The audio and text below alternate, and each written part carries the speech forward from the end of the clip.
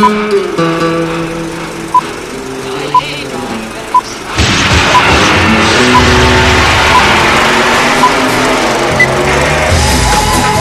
to the Reviews Without Remorse podcast with Joe and Dave. Be warned, the discussions in this podcast will contain detailed spoilers.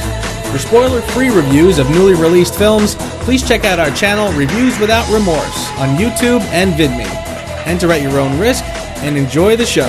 Welcome to another episode of Reviews Without Remorse. This is episode number 31. I am Joe, along with my good friend Dave.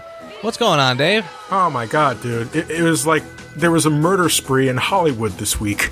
Oof, yeah. Rough week. On this episode, we will discuss Hollywood lost 3 legends. Well, Hollywood / the comic industry. We lost Frank Vincent, the great Frank Vincent. If you do not recognize that name, trust me, you will know it the second we play the clips. Comic book world has lost the legendary Len Wein. Dave will fill us in on who that is. We also lost Harry Dean Stanton, another face that you would definitely know if you saw him. We will discuss it. In other news, J.J. Abrams has been announced to direct Episode 9. So he will return to finish out this latest Star Wars trilogy. What does it mean? We'll discuss it. Patty Jenkins is back for Wonder Woman 2. No surprise there, but we will discuss. And they announced an X-Force film. Another in the comic book X-Men franchise, kind of continuation, so we will talk about it. Now go home and get your fucking shine box. You fucking piece of shit! Yeah. Come on! This is going to be the episode where I'm probably gonna regret going green and not doing the explicit, because, oh boy. Frank Vincent is a legend. And like I said, I always say to people, if you don't know who Frank Vincent is, if you've ever seen a Scorsese movie with Joe Pesci, he's the guy Joe Pesci is beating up. Or alternatively, exactly, because in Casino, they gave him payback. He got us. He gets his payback in spades, boy. The man had this. First of all, let's talk about the man himself. The man just kind of looked like he would mess you up. He just had that look about him. He wasn't that tall or anything like that, but he just had this tough guy look. And yet, you see him in Goodfellas, and you see him in Casino, and he lives up to that reputation. Yeah. And yet there was like this moment in The Sopranos. He was also in The Sopranos. He was like the final foil of Tony Soprano in the last couple of seasons. There was this one moment just before his character was finally offed, and, God knows, spoiler alert, where he's waving goodbye to his grandson, and the guy his face just kind of lit up like this like mean man that you're like, his guy's gonna mess my world up. For like 1 second just before he died was this sweet, innocent grandpa like, hi, goodbye, Yeah. It's like, now that's the sign of a wonderful actor. A guy that can be the meanest looking guy you ever want to imagine, and then just for a moment he just shows his heart. Yeah.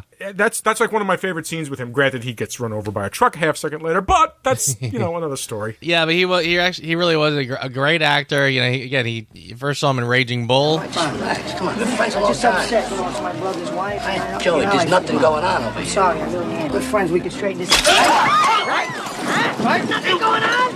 With Scorsese's classic film, and then he shows up again in Goodfellas, which, as far as I'm concerned, it's one of the greatest films of all time, and It's one of the greatest scenes in one of the greatest films of all time. That's one. I mean, that you want to talk about just a quotable scene. That was that just became the new standard for insults. Go home and get your shine box.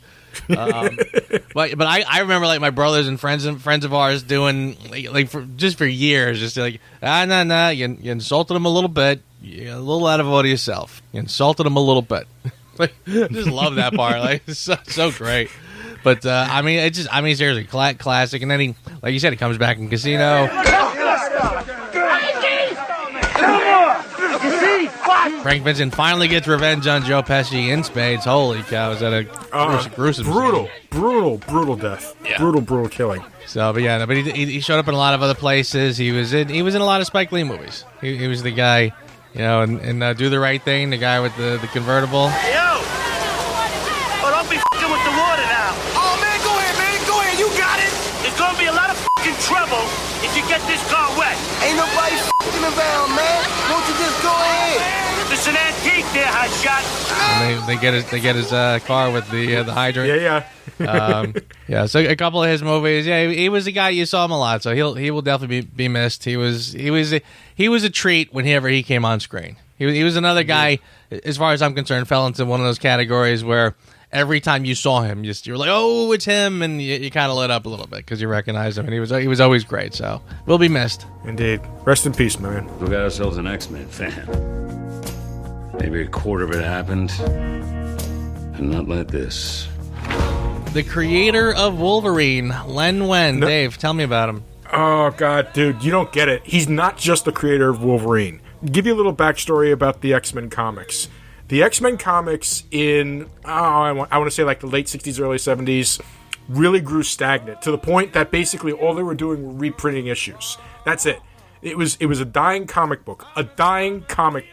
And Len Wein came along and said, and came up with this concept to do the giant size X-Men #1, which comic book fans, you know what this is. To explain to the rest of the audience, this was the reboot of the Uncanny X-Men series that made them. This was the beginning of their rise to triumph in the comic book world. And the writer was Len Wein, and the artist was Dave Cockrum. And Len Wein brought in Wolverine, who he created in a one-shot issue of The Incredible Hulk 181, and brought him in, Right, okay. and arguably brought about the second most popular character in Marvel. This was the man who created him. He died just last week at, 69? I think he was 69 years old. Young. Too young. Yeah, too young. I know there was a great shot going around of he and Hugh Jackman. Yep, he tweeted the picture. Hugh Jackman tweeted the picture and said, "Blessed to have known Len Wein. I first met him in 2008. I told him from his heart, mind, and hands came the greatest character in comics." Nice. Yeah, very cool. Yeah, it's amazing. It's an amazing character, and it really did reshape comic books. I remember those early X-Men comics with Wolverine. Yeah, that was really good stuff. Yep. It was the beginning of a whole new era for the X-Men. It was just, and it is the genesis of their rise to power and to their popularity throughout the 80s and 90s. Yeah. So that was Len, and bless you, sir. Thank you so much. I do have a copy of Incredible Hulk 181, Len. I wish I could have gotten you to sign it. So, which one is it? Sorry? Are you a big guy that gets all little, or a little guy that sometimes blows up large?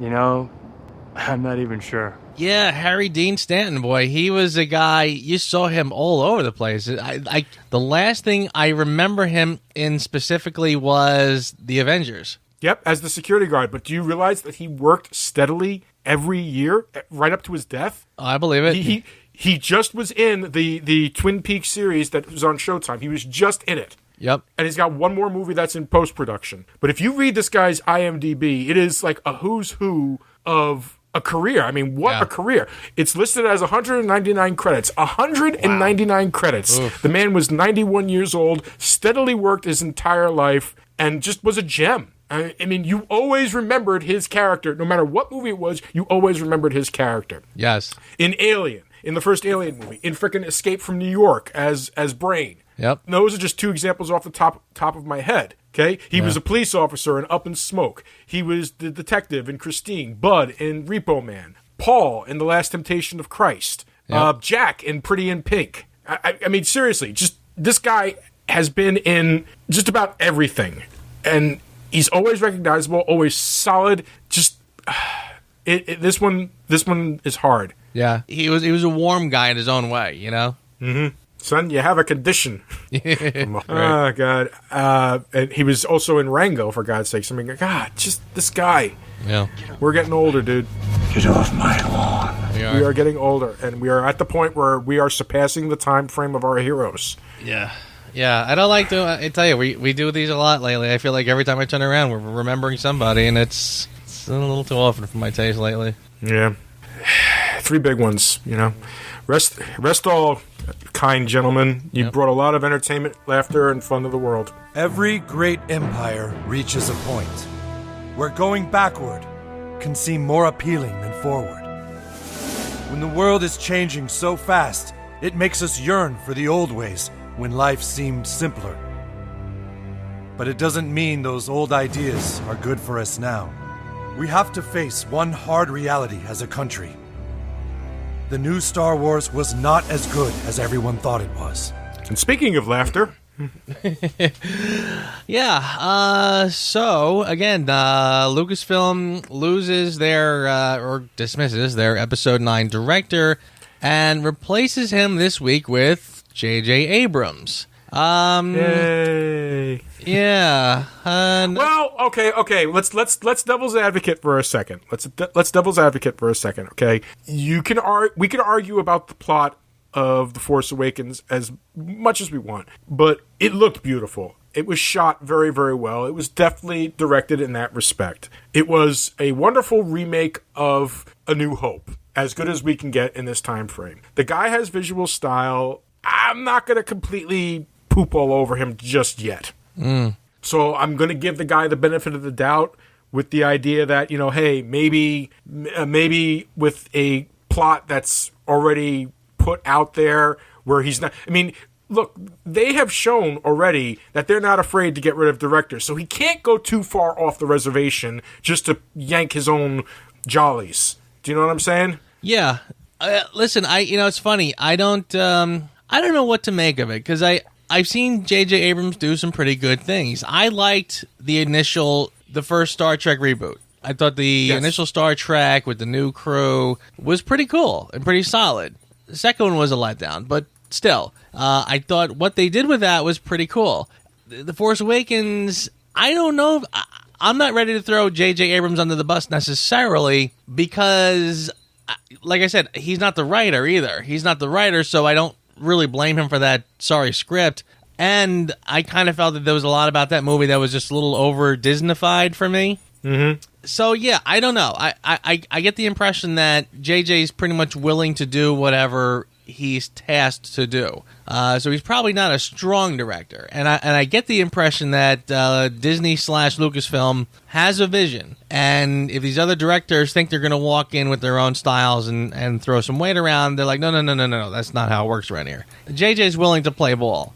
Is that good or bad? Well, as far as I'm concerned, it wasn't good in The Force Awakens, but I guess it remains to be seen. Hard to say, but the fact that they're bringing him back really doesn't tell me much, except for the fact that I think they like yes people, and they really don't want somebody who's going to rock the boat. And JJ's kind of proven that he won't. He won't rock the boat. He'll do what he's asked to do, for better or for worse, and throw a lens flare on it and make it look nice. And I'm not look, I tease.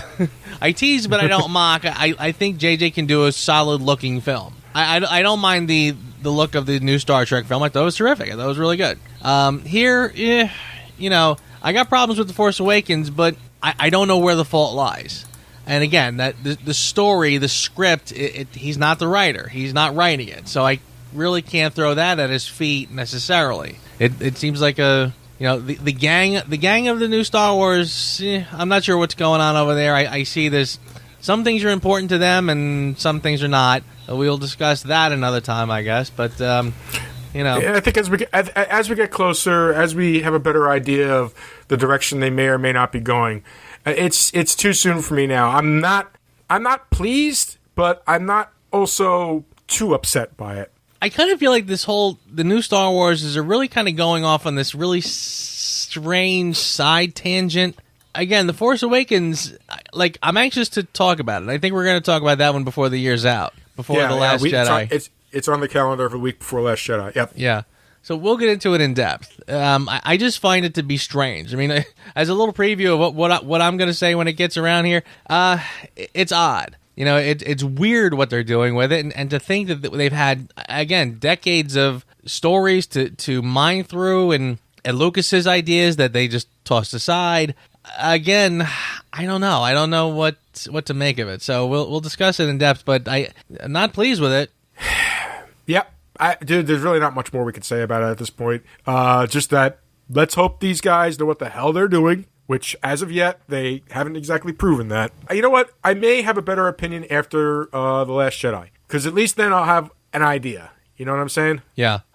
I mean, it's tough because, again, after The Force Awakens, I'm not real excited for it. I mean, if somebody ever told me that a Star Wars movie was going to come out that I wasn't even all that worked up for, wow, I'd tell them, no, you're crazy. But yeah, I mean, I kind of feel like I'll be happy as long as Poe Dameron doesn't end up encased in carbonite. You know, I don't think they'll go that far. If they can change it up a little bit, give me something new and tell me an interesting story. But based on that first one, it's like, I mean, it took hard work to come up with just a play-by-play repeat of the first one that almost feels so exaggerated that it borders on parody. You know, I mean, seriously, I mean, I still look at that. That's harsh. It's true, but it's harsh. I mean, honestly, I watched The Force Awakens, and I still to this day I don't get it. I genuinely just don't get it. I mean, there's so many questions about it that I say, wait, how did we get from there to here? You know, none of it really makes a lot of sense, and I mean. All right, I'm gonna stop you there. Let's save it. Yeah. We'll have a lot more to talk. We have a lot more to talk about it when we get to it. I'm sure we'll have a very, very, very belabored podcast when we do. Diana, Princess of the Prince, Diana Prince. Patty Jenkins, probably no surprise to anybody, was officially announced to direct Wonder Woman 2. What in the hell took so long? Yeah, I guess. I mean, the film's it hasn't been out that long yet. It's still only a few months ago. So yeah, a week after Guardians of the Galaxy came out, they signed James Gunn for Guardians of the Galaxy 2. A week. Yeah, I mean, put it this way. If I had to take a guess, I think a lot of people behind the camera were as stunned as we were that Wonder Woman was actually good. You know, so I mean, people were probably just like, they probably had no idea. Like, oh my God, you mean we got a hit on our hands? It's not another Suicide Squad and whatever. You know, so I think they probably Well, Suicide Squad was technically a hit. Maybe people didn't like it, but it was a hit. It made nearly $1 billion at the box office. It's a freaking Oscar-winning movie. Don't remind me, please. You know, for a company that claims that they do things for the creator, that they, we don't want to be like Marvel. We want it to be that the individual has the right to take it wherever they want, blah, blah, blah, blah, blah, blah. It's like, you had a creator. This creator gave you even better than you could have expected. And we are 4 months since the movie was a huge hit. And only now you're announcing for sure, oh, by the way, yeah, she's back. Well, again, you don't know what's involved. Maybe Patty Jenkins played hard to get. Maybe there was some negotiating to happen before she actually would commit.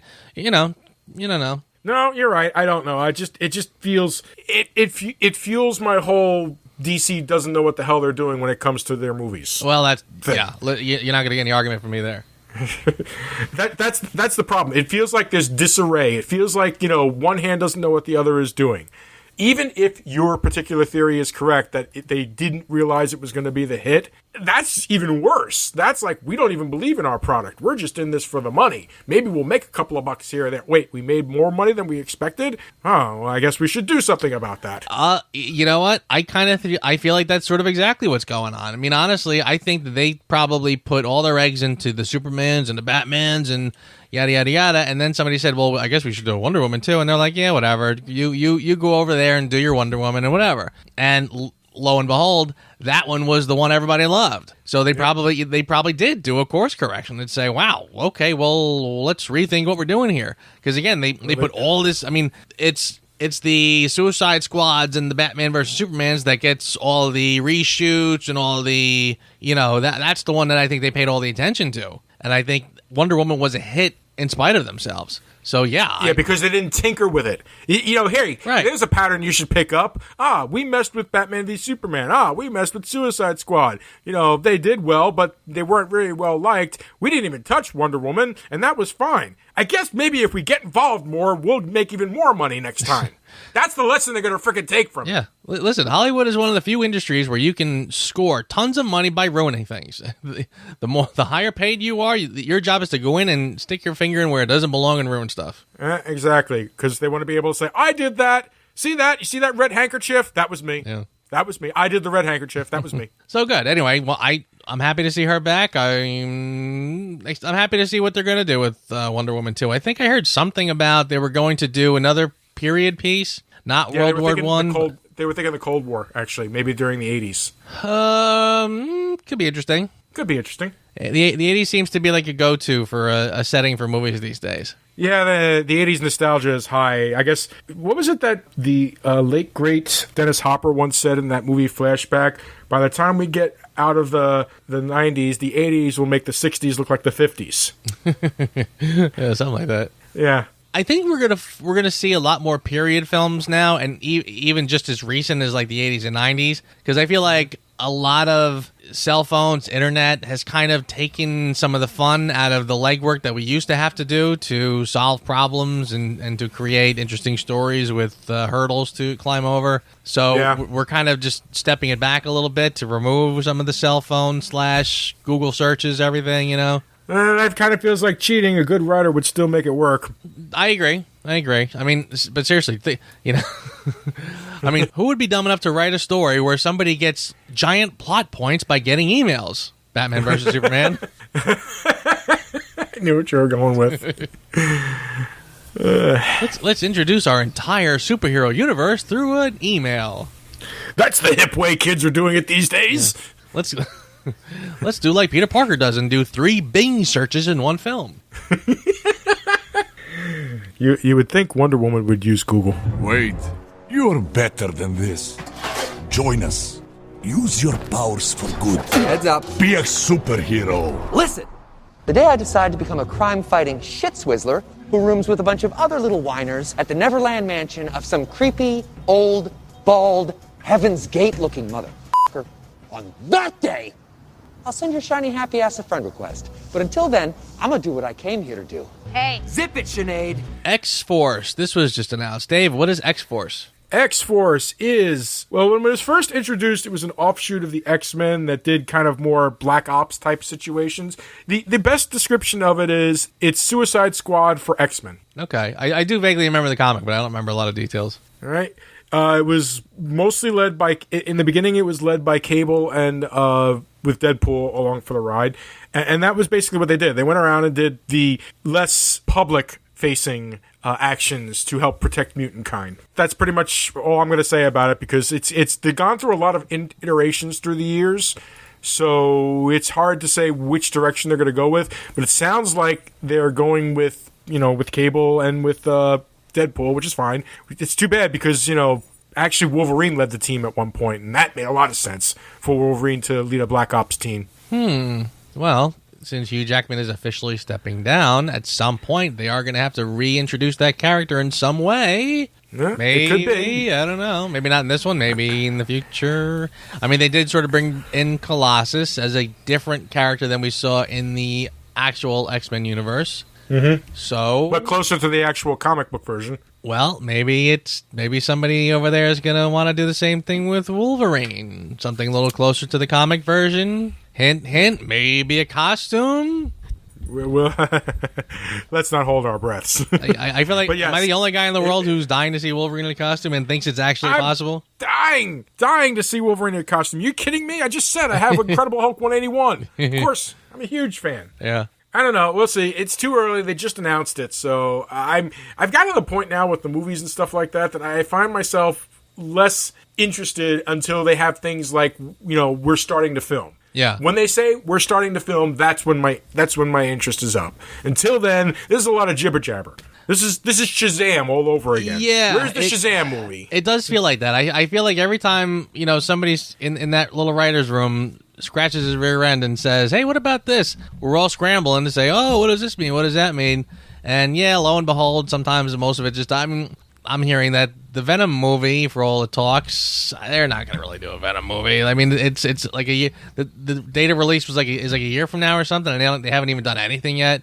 So yeah, I mean, it's a little frustrating because every time they jump, we jump. And yeah, I'm at the point now where I think part of my New Year's resolution is I'm not going to start talking about a movie until it's actually being filmed. Yeah, well, I mean, look. It's fun to speculate. I agree. I mean, if it's interesting conversation about the possibilities, I suppose it's worth talking about. But yeah, I mean, you're right. We're kind of chasing our tail sometimes with this. Mm-hmm. It could be interesting, but they don't have a director or anything like that yet. They don't have a writer. They're just, announcing. So, yeah. Yay. All right, so we'll see. I mean, and we still got Deadpool 2 coming out, so we have to get through that first before we do X-Force. So we'll see. Let's see how that goes. Yep. Let's not put our cart before the horse, folks. That's what Universal Studios did, and look what happened to them. What happened to Universal Studios? The Mummy. Ah, yes. We are an independent international intelligence agency operating at the highest level of discretion. The Kingsman agents are the new knights. You are about to embark on the most dangerous job interview in the world. Felt sorry for the boy, did you? He will find this humiliating. He's as much Kingsman material as any of them. Kingsman, the Secret Service. A spy organization recruits an unrefined but promising street kid into the agency's ultra-competitive training program just as a global threat emerges from a twisted tech genius. Written by Jane Goldman and Matthew Vaughn, based on the comics by Mark Millar and Dave Gibbons, directed by Matthew Vaughn. So, Joe, how'd you like it? I was kind of hoping you were going to go first on this one. Unless you really want me to go. Okay, then I'm just going to say I found it to be a fun movie. Is it a perfect movie? No. But it's a fun movie. It's a nice, brainless bit of entertainment that I liked. I enjoyed it in spite of itself. I found it to be clever at times. The hyper-realistic violence got a little out of hand every once in a while. That's why I'm not thinking it's a perfect movie. But all told, I enjoyed myself. I had a laugh. Even today, as I was watching near the end, I still managed to giggle during some of the scenes. So, to me, that's a sign of a solid and easy, entertaining movie. What about you, Joe? Well, let's see. The Kingsman. I should preface by saying that this is a film I should love. Because, again, as a James Bond fanatic, and as a film that is essentially tributing James Bond, paying homage to James Bond and sort of doing a modern take on it, this should be right up my alley. It's not. It's not really. I go back and forth with this one, and this is the first time I've watched it probably since the first time I saw it years ago. I get a hard time with it. I can't say I love it. It's a weird one. Let me say this. I find that the film is trying way too hard to tell you that it's not taking itself seriously, almost in an effort to be above reproach, so that you can't really criticize it for what it is, because it can always fall back on the idea, well, this is a comedy anyway, or this is a farce anyway. It's, it's fun, it's action, but at the end of the day, it's really meant to be tongue-in-cheek, so you can't really take it too seriously. So, to criticize it for being, not very realistic or for being a little too crazy, you can't do that. Yet, I still find myself saying I don't necessarily care for that. It's a little too cartoony for my taste. There are, I'm sure, other films that, somebody might turn around, what about this one? You like this one better? Yeah. And maybe if this one had more to like, I'd be much more willing to forgive it. But it falls into a sort of a subgenre of action film. Kick-Ass has a little bit of this. That film Wanted with Angelina Jolie and James McAvoy.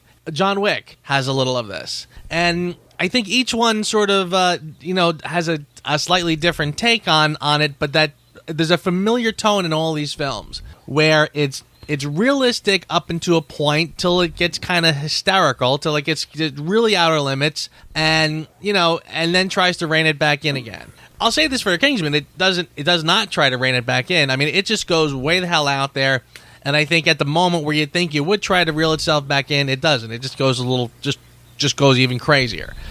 So I guess at the end of the day, it's more of a comedy than anything else.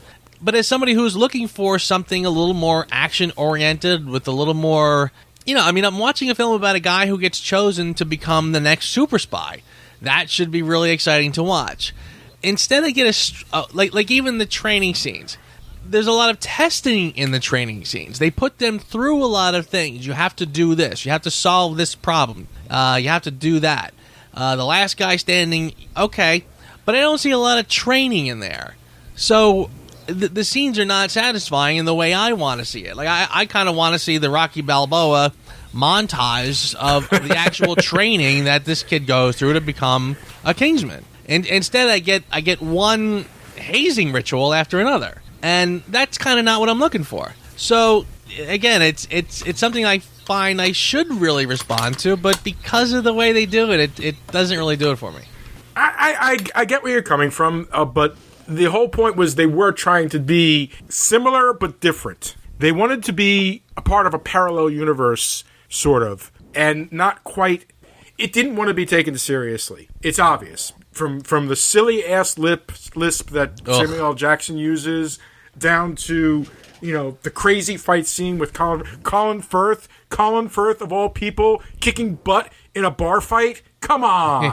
Who would have thought that? That alone right there is comedy. Yeah. I really feel like this is a movie that the majority of the people that I have heard that don't like it, and I guess I'm including you in that, it's a divisive movie. It's easily a divisive movie. I know people that like it, and I know people that hate it. I very rarely meet people that fall in between. It's either one of those movies that you just like or you don't like. And that happens. That happens all the time. This movie, to me, I went in with no expectations. I went in there, it's like, okay, this was like a silly movie.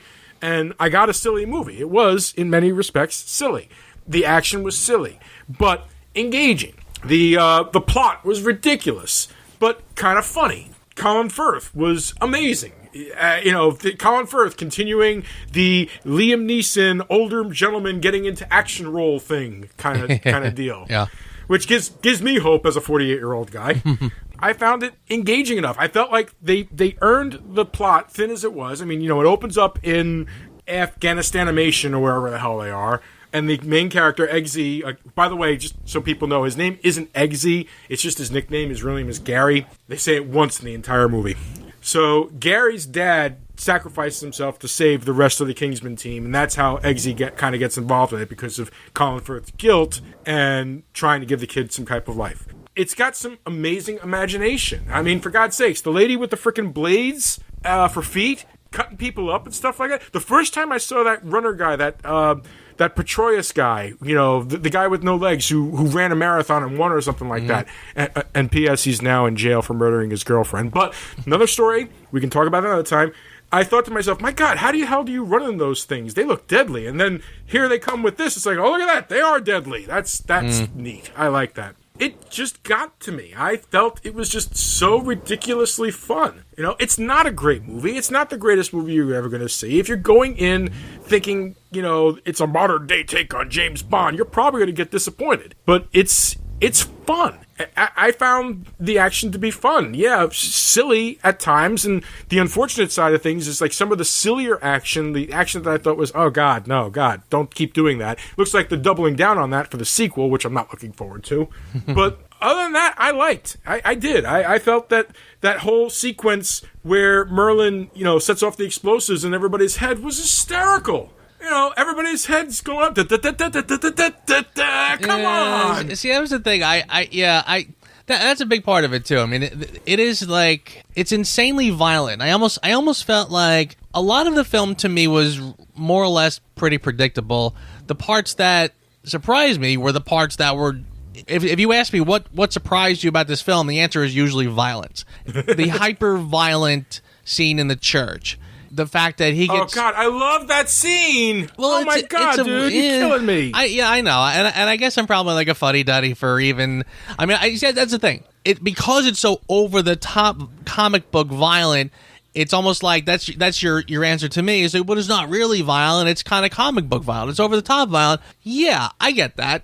But, yeah, maybe it's the fuddy-duddy in me that says, but it's still violent. It's still oddly violent... what's the payoff of that? Action-wise, it was a well-choreographed scene. I mean, I will give it this. I'm not going to knock this film on a technical level. The choreography of these fight scenes, these hyper-violent fight scenes, are very well done. They're very well crafted. I am not knocking that at all. But at the end of the day, you do have just like wildly violent scenes of like, women getting shot in the face, their heads chopped off. People just, there were men getting their heads chopped off and shot in the face too. Let's not make it a sexist issue.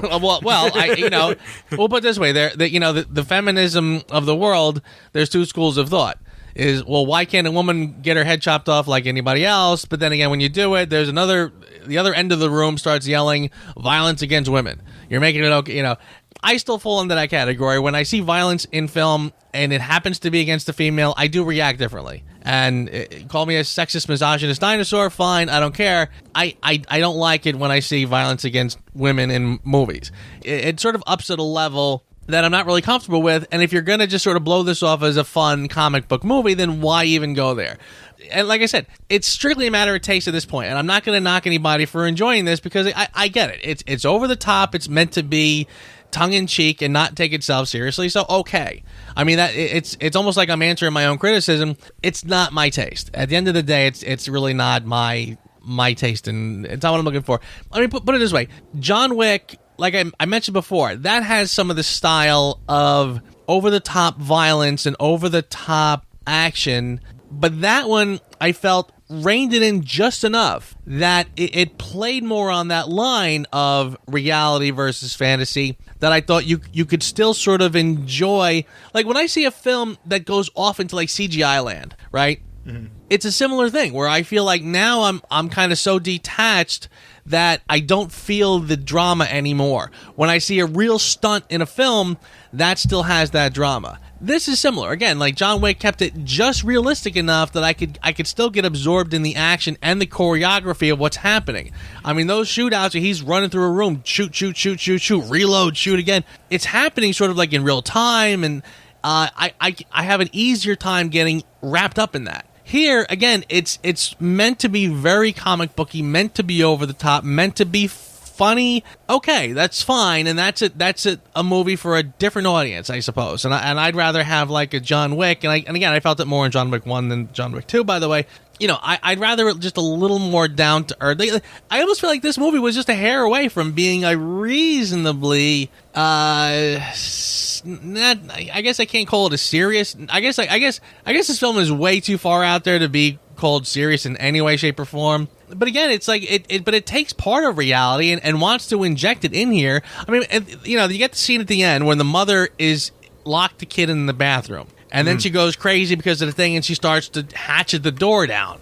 Now that's the film wants me to sort of feel an emotion from that. It wants me to go, oh my God, this is really serious. This is really going to get bad, right? Well, if it wants me to take this seriously here and to be emotional about that, well, why am I not supposed to take it seriously and be emotional when other people are chopping each other's heads off? You know, it's almost like you can't really, don't pick or choose the things I'm supposed to get absorbed in and take seriously, if that makes sense. That's a lot. No, I see exactly where you're coming from. Respectfully disagree. I agree with one thing that you said throughout that entire little tirade, which is that, yes, there are moments in this movie where it's just like that hair away from like actually taking itself seriously, and then it's just like, oh no, wait a second, we're the Kingsman, this isn't supposed to be serious, la-di-da-di-da, woman with razor blades on her feet, la-di-da-di-da, heads exploding with like fireworks and different colors. How the hell did they get the different colors? How is one person's head exploding purple and another person's exploding red? I almost got the sense from that scene, the head exploding scene, that I wonder if the ratings board went back to them and said, look, we are not giving this an R. This is going to be an NC-17 unless you cover up some of those heads blowing up. So they decided to just go full comic book and do the fireworks with the different color explosions. With the mushroom clouds, yeah. Probably. I assume that first scene with Luke Skywalker and Colin Firth, Mark Hamill, where his head exploded the first time and he was covered with purple stuff. I imagine that was a redraw of red stuff that was originally all over his face. Could very well be. Yeah, I could see that. But that aside, my thing is this: it goes back to your argument about classical music and rock and roll. Okay, or let's even take it to a different analogy that you once said. Fast food versus fine dining, okay? Let's agree that the Bond flicks would be more of a, when they're done right, the Bond flicks are more of fine dining. Mm-hmm. This is fast food. For God's sakes, they even had a scene where he bought McDonald's for dinner. Yeah, and maybe you're right. Maybe that's a wink. You know, that is like the biggest wink of all. This is basically fast food. I mean, with respect to the others. I mean, for God's sakes, they had. He's like, what's the dog's name? JB. Is that after James Bond? No. Jason Bourne? No. Jack Bauer. Right. Yeah. I mean, it literally is basically spelling it right out for you. We're doing this in honor of, and going to even take it a little bit further than those suckers ever did. and yet still managed to, carve its own little niche. And Matthew Vaughn is one of the most amazing kinetic action directors out there today. You can't argue that. And I felt like this was a fun movie, engaging. I felt that Colin Firth does amazing stuff.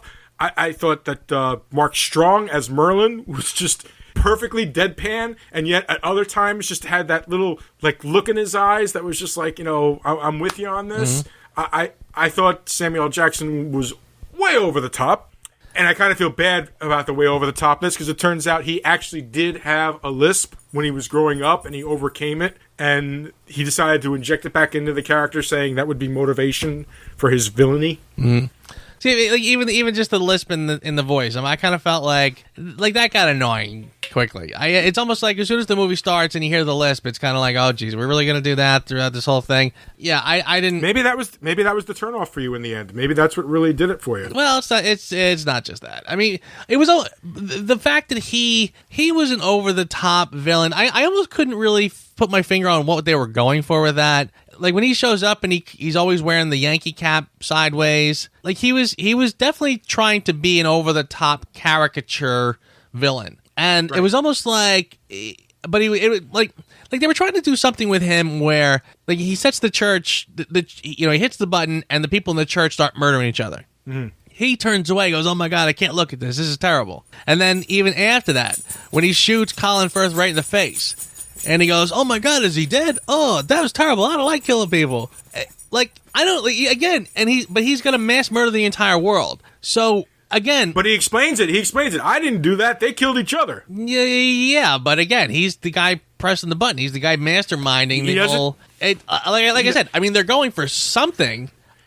They're going for the detached. First of all, if they had stuck with just that little quirk, that he didn't like violence, and yet he was perpetrating one of the biggest violent acts in history, I would have liked that as his quote-unquote Bond villain quirk. He didn't need to have the lisp, I don't think. But he basically explained it. He didn't see it that way. This is like, do you remember the Fleischman Superman cartoons? Yes. The really awesome ones? Sure. Remember how like the villains in that were always these scientists who were trying to prove that they were the greatest scientists, or they were trying to, so on and so forth. This is kind of a throwback to that. Here is this guy, this technological genius who decided the only way to save the world is to destroy the world. Very comic book, very one-dimensional. It really, really isn't meant to be something to think too much about, and yet they tried to inject these little characteristics in him to make him, in a weird way, giving him these relatively realistic little tics or whimsies, as a friend of mine would put, probably is a reason why it didn't appeal to some people. Because if they just had gone full comic book, it might have been more... Like, you take Kick-Ass, for example. Mm-hmm. There's a movie, it's very straightforward. Every single character is relatively one-dimensional. You can get their story just like 5 seconds on the screen. And then they put them in this amazing situation, so on and so forth. So you're kind of set up for it not to be taken seriously. The problem with this movie, the biggest problem with this movie is that there's moments where we're taking it serious, no we're not, we're taking it serious, no we're not, we're taking it serious, no we're not. Yeah. And it goes into a round table. It could pull people away, and I kind of feel like that's what happened to you, and I think that happened with a lot of people that I know have seen this and didn't like it. It's a movie. It's almost schizophrenic, the movie. And if you go in, if you go in and you expect it to be fun, silly adventure, I think you're more open to it than if you go in completely blind and you get pulled around in these 5 different directions as the movie goes. Mm. Even with the silly opening of like the explosions causing the words to come up on the screen, you still thought for a while there that this was actually very serious. Because here it was. There was a bunch of SAS agents. It looks like a bunch of SAS agents bringing down a terrorist. One of them sacrifices their life, and the guy is like, I will make this, right. It starts on a relatively serious and somber tone. So then when it goes into the hyper stuff, it kind of just takes you out of it. We're here to enhance your skills, test you to the limit, to need to solve problems under pressure, like what to do when one of your group has no parachute. Interested? Even the odd shift in the beginning when that agent, like you said, takes himself out, sacrifices himself for the other team. Then Colin Firth goes to the family's house, the guy's wife. And the guy's wife is Eggsy's mom, and Eggsy's a little kid. Mm-hmm. And the mom, it almost seemed like this was like a a flashback to the 50s where she was kind of looking like June Cleaver. And then all of a sudden they fast forward to where Eggsy is now late teens, early 20s or whatever. The mom is now like a crack addict or something. Like all of a sudden she just went from the wife of a Kingsman to this total derelict, which I didn't quite get. It was almost to the point where it took me a second to go, wait, is this that same character? I thought that was really weird. But yeah, so again, now, like I said, like we're kind of going from this kind of fantasy Kingsman wife to this ugly, realistic barfly. I didn't. So like, again, I'm not getting it. So like now she's hanging with this like complete dirtbag after being with this gentleman spy. This guy who would have, I mean, the most upright guy ever, who would have thrown himself on a grenade to save his team members. You had to figure she had the great guy, and now just went off with this bum. And it was like, so yeah, like that's the odd kind of interplay with the fantasy world to an ugly reality, which I didn't think makes the best cocktail. I mean, it is this kind of meshing of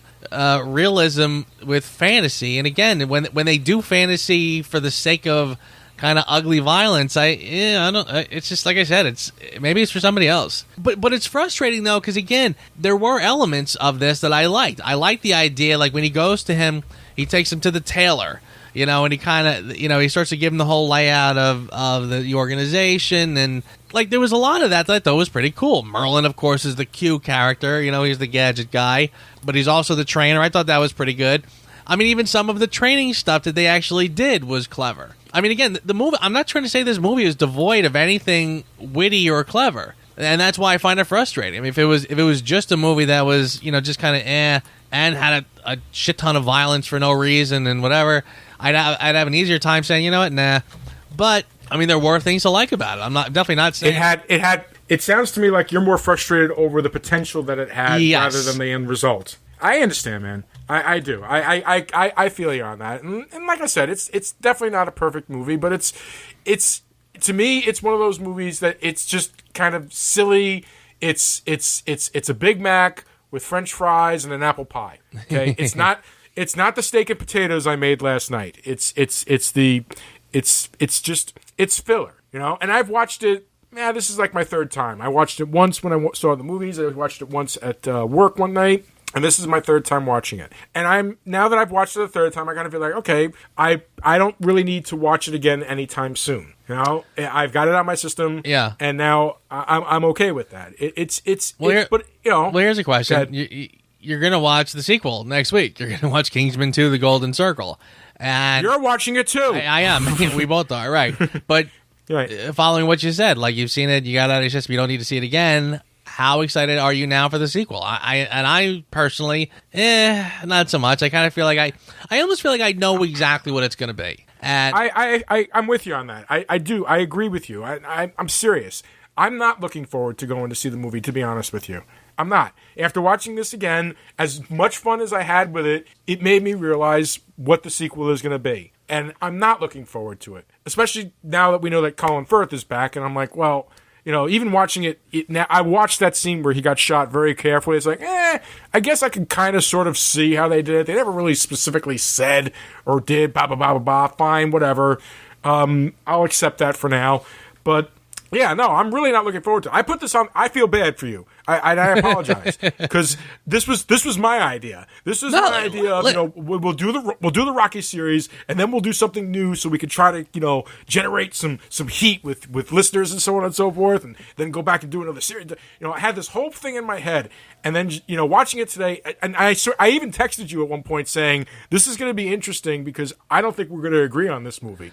And I was right. And it was funny. Yeah, actually, it was funny because I was wondering which way you were headed with that. But you pretty much nailed it. Listen, I'm not saying the movie made me bleed out my eyeballs. I mean, I'm not saying I hate it. It's not like I'm sitting here saying like, oh my god, I wish I didn't have to watch this. Like I said, I just sort of feel like at the end of the day, it's a weird sort of amalgam of ideas that I think will appeal to probably a smaller demographic than had you done it just a little differently. It's confusing. It can be confusing. Here's the way this is how I recommend it to people. I say, just go into it thinking to yourself, I'm going to have a good time. That's it. Don't think too much. This is not meant to be high art. This is popcorn movie. This is popcorn movie at its finest. And if you go up even the littlest nudge, you will not enjoy it. It is. I mean, it's visually, it's well done. The action is solid. I'll give it that too. I mean, the action is pretty well done. Again, you kind of equated this to Taken at one point with an aging actor. Well, the way they film it in this, I find, is a lot more enticing than the way they do it in like a Taken, where they're just gonna just 27 cuts per second to try to make it look like there's some action happening. Somebody did I think it was Taken 3. So I keep seeing the shot of him jumping the fence. There's a shot in Taken 3 of Liam Neeson jumping a fence, and they cut it like 18 times just from one side of the fence to the other, just to try to imply some action, and it's just so stupid. So yeah, I like the way they do the action here is much better. I'll give you that. Much more visceral. The entire sequence in the church. I mean, yeah, okay, there's obvious cuts here and there, but that's Colin Firth moving around, doing those movements, and yeah, it's enhanced with like, a CGI, smoke coming out of the gun and everything like that to make it seem like he's actually firing a gun and blood and stuff like that.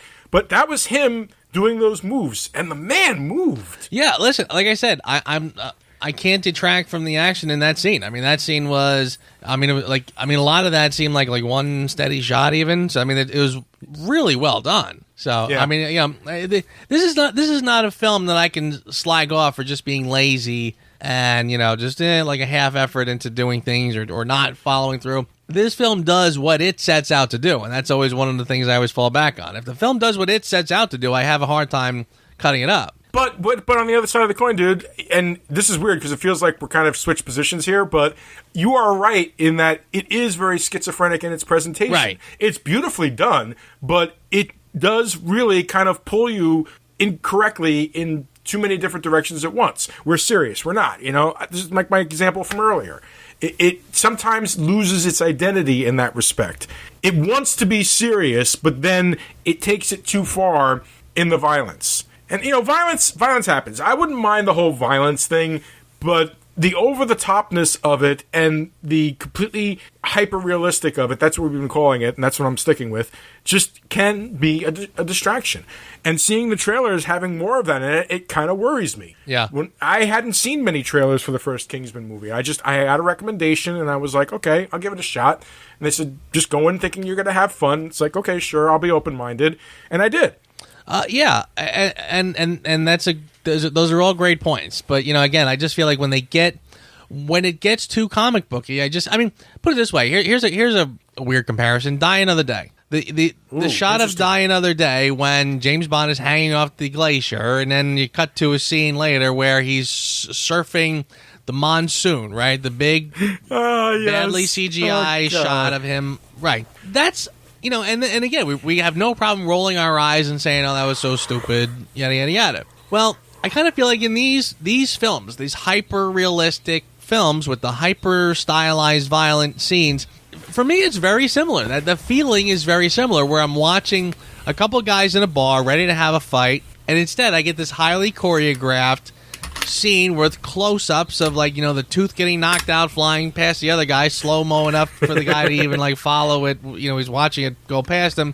I kind of feel like at that moment reality stops and this other mood kicks in where we're watching cartoony, comic booky violence, and I'm not even really picking on the violence as much as I'm just picking on the cartoonish element of it.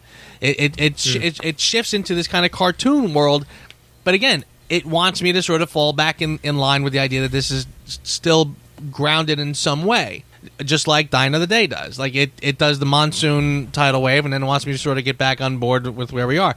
No. Once you've pulled me out that far, it's hard to get back. So, like I said, Wanted is another one where they were shooting the bullet. Wanted is its own animal. Funnily enough, written by the same guy who wrote the comic book for this one. Well, there you go, and it probably knows. There's probably a reason for that. It's probably why some of the same problems exist. It's a style of storytelling which appealed to a lot of people, and I just find it's not my thing. So I really have a hard time with it. And there's other little nitpicky things about this film too. If I really wanted to get off track, I mean, the girl with the blades was okay. It was kind of interesting, but I wasn't crazy about that actress in this. I know I've seen her in other things that I liked her better in. Well, she was in Star Trek Beyond. Yes. She was the white-faced alien, and she was the Mummy in the recent Mummy movie. Yeah, I didn't see the Mummy. I'm sure we'll see it before the year's out. But and I liked her in Star Trek. I thought she was pretty good in that. And but here I thought she was kind of oddly out of place. Like, she didn't seem to have the gravitas to sort of be in this film. Minor points, but again, everything else. I mean, like, I don't really have a lot of nitpicks for this film, other than just my general uncomfortableness with the whole tone and the comic book elements, and What'd you rate it? Again, it was a struggle to really settle on a number.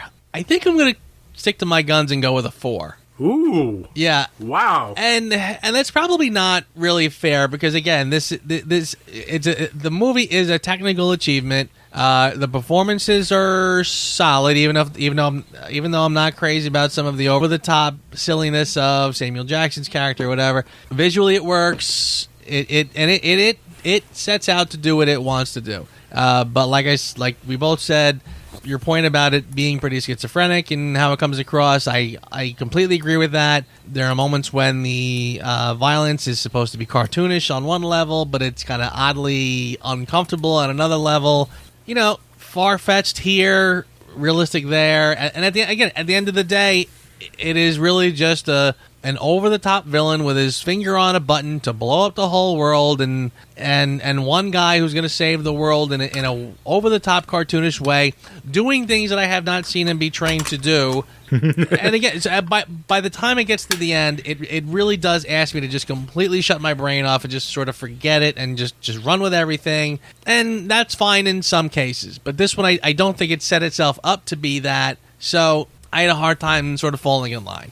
So, and again, 5 is kind of my border. Would I recommend it? Not recommended. So it's really just shy of saying, like, yeah, it's worth seeing. So I'm going to stick with my 4 and say, look, I can't criticize it on that many levels, but it is just shy of something I would tell somebody it's worth going out to see. Completely understand. I gave it a 6. Okay, so we're not that far off, really. No, we're not that far off, but I think I took a lot more joy in it than you did. I think I got more of a fun sense out of it. I didn't invest myself too much in the movie to not be taken out of it as much as you were. And I think that's part of the detriment of the movie that I'm absolutely positively willing to concede, which is why I'm not giving it such a high score. It's fun to me. It's exciting. I came out of it feeling like I spent my money well, and even watching it the second time, I still found myself giggling along with some of the things that happened. And yes, it is a technically beautiful movie. So I do recommend it to friends, but I always caveat it with just, look, don't go into it thinking you're getting James Bond, and don't go into it thinking you're getting Austin Powers. Just know that it's going to be entertaining. That's it. Just just go in like that and nothing else. Yeah. This is one of those rare movies that the mindset makes the difference before going in, and the problem is that after it's done, you can't get that mindset back. Multiple viewings is not going to make you like this movie anymore. Multiple viewings might make you appreciate some of the technical achievements, but you'll never like it more if you didn't already like it now. Yeah. All very true. And again, I don't think I went into this with any expectations. I heard it was, I kind of had a hunch what it was when I went in. There are some films that can do this, I think, better, where they do sort of, like I said, play in with feet on both sides of the fence. Fantasy versus realistic, fun versus realism. So again, I am not ripping this movie to shreds by any stretch. It's somebody else is going to like this more than I do. That person is me. So who asked you? Who asked you? I tell you what, get rid of that dumb lisp on Samuel L. Jackson for starters. Same here. That was the big thing with me. Swear to God. That's funny. Swear to God. Watching it the second time around, I just kept saying to myself, dude, I get it. I understand you're going with the Bond villain trope of they have this one little thing. Goldfinger's got his gold. Dr. No doesn't have his hands. Blah, blah, blah, blah, blah, blah, blah. But he had the tick. The tick was that he's a guy who's going to do mass murder who can't stand violence. Yeah. You couldn't work with that? And they could have played that a little bit better, too, by the way. They could have played that up and just got rid of that dumb lisp. I mean, I found, again, I said it before, I thought his character was really strange because, again, he was like this tech genius. I mean, Samuel L. Jackson is a guy who plays street characters, but now they made him into this kind of like over-the-top Steve Jobs, where he's a tech genius and owns his own tech company, but he's also this ultra-left environmentalist who basically wants to save Mother Earth and get rid of all the people in the process. And I almost felt like Samuel Jackson with his Yankees cap just does not seem like that guy to me. So again, I don't really know what they were going for with his character in general. But yeah, at the very least, get rid of the lisp. My feeling was they were going for Zuckerberg meets Gates meets Jobs. That's what I got. And if you were casting for that part, is Samuel L. Jackson the one you would think of? I was thinking more like Michael Cera or perhaps the guy who played Lex Luthor. I think those two might have been better. Maybe, yeah. And maybe for the reasons that he didn't work in Batman v Superman, maybe he might have worked in something silly like this, but the bell cannot be unrung. Ding, ding, ding, ding, ding, ding. Yeah. I mean, a strong character was needed for this, like a nice, a good actor who you like and who can carry certain scenes by himself. But yeah, I don't see Samuel L. Jackson in any way, shape, or form as being the villain in this. And Sam is a good actor who can carry Brilliant. scenes. This was just probably a miscast. I agree. Just a serious miscast. And for your consideration, why do I have a feeling that you and I are going to agree on that one too? I didn't really have a lot. I will say that I thought I liked the cast of characters who played the Kingsman. I thought Michael Caine was terrific. It was a good spot for him. Colin Firth was excellent as kind of a just over the hill, or just past his prime James Bond type character. I thought he was excellent as that. I thought the cast was pretty good. The kid who played Eggsy was fine, and I will say I like the concept of the film more than I like the execution. That's not very specific, but that's what I got. No, that's fine. I will always look back at that church fight scene as some of the most amazing pieces of cinema of all time. Yes, it's over the top. Yes, it's ridiculous, but it is so well edited, so well staged. Just really, seriously. If anything, I feel like that this entire movie was made, like Matthew Vaughn was like, I don't know about this. Wait a minute, what's this that happens in Act 3? Oh, a huge fight in a hate group church? I'm in. you feel like this entire movie was just for that scene. Because of anything else that happens in this movie, nothing compares to it. Yes, I will give you that. I will absolutely give you that. I mean, that was the money shot of this film. Indeed it was. It was a spectacularly filmed and edited scene. By the way, I'm just going to throw this out there. In a weird way, it was a contrast. Because you have Samuel L. Jackson is the representation of the extreme left, and that church was the representation of the extreme right. Are they common? No, absolutely not. But that's what they were. They were yin and yang. That's why he chose that. That was the whole symbolism with that. Yeah, I suppose so. Heavy-handed. I know. I mean, I did. I will give you this. I find well, at the end of the day, I felt that the politics of this movie was fairly clear, but they do sort of poke fun at the other side as well. To the point where I'm saying to myself, like, and I've seen this in films before, where you get a sense of the politics behind the film, yet they do. I did notice that they seem to be poking fun at the environmentalist extremist. So I wasn't really sure what they were trying to say with that, but maybe I should just let it. They were poking fun at both sides, I suppose. Yeah, they were kind of poking fun at both sides, but then again, here's the thing about a movie like this. If you start digging into it for its politics, when you've already agreed upon the fact that it's a schizophrenic movie to begin with, you're digging for nothing. I don't think I'm digging for its politics. There were some things that were basically said straight out, that were very clear on its politics. Well, I know. But its subtlety is not its range. But they didn't exactly. I don't think anybody. The only person I think that came out best in the entire movie was probably Colin Firth. Everybody else just, was cartoon characters as far as I'm concerned. So it's like me trying to figure out the philosophy of the rock that Wile E. Coyote falls on. I don't know. I just, it doesn't matter to me. Yeah. They have just enough, foot in each bit of reality to be able to say, these people are bad and these people are bad. Somewhere in the middle you can survive. Oh my God, I just described the end of Planes, Trains, and Automobiles. No, not Planes, Trains, and Automobiles. Throw Mama from the train. Yeah, very true. The way I look at it is a movie like this, is there going to be hidden politics? Probably. Do I care? I'm not going to really look for it. It's your dramas. It's the movies that are trying to tell you something very, very serious where they lay their politics on the table. Those are the ones I'm willing to debate because those ones are trying to actually convince people of something. This movie's not trying to convince you of anything. This movie's just trying to blow people's heads off. Hey, fair enough. All right, dude. Well, I'm not looking forward to next week's movie, but hey, listen, I made the schedule. I'm gonna do this. What's that? Wouldn't it be funny if next week I hate it and you love it? Maybe. Hey, listen, I'm not. They could come back and do. Like I said, the premise is interesting enough. Maybe they will. Well, actually, from what I've seen so far, it looks like it's going to be as over the top as the last one, if not more so. So I don't know, but maybe I'll find it a little more enjoyable, a little more fun than this one. Again, this wasn't a bad movie. I'm close to a 5, so it's. We'll see. We'll see this time next week. Yeah. Manners maketh man. I have trouble understanding you people sometimes. You all talk so funny. And on that note, my friend, another good episode, and we'll be back next week with Kingsman 2, The Golden Circle. Whatever the hell that means. You have a great week, my man. I will see you here next time, buddy. Everybody. Thanks for listening to the Reviews Without Remorse podcast with Joe and Dave. Join us here every Thursday for a new episode. And be sure to check out the Reviews Without Remorse channel on YouTube and VidMe for spoiler-free reviews of new releases, as well as in-depth discussions of current and classic cinema. If you enjoy this podcast, please consider becoming a patron.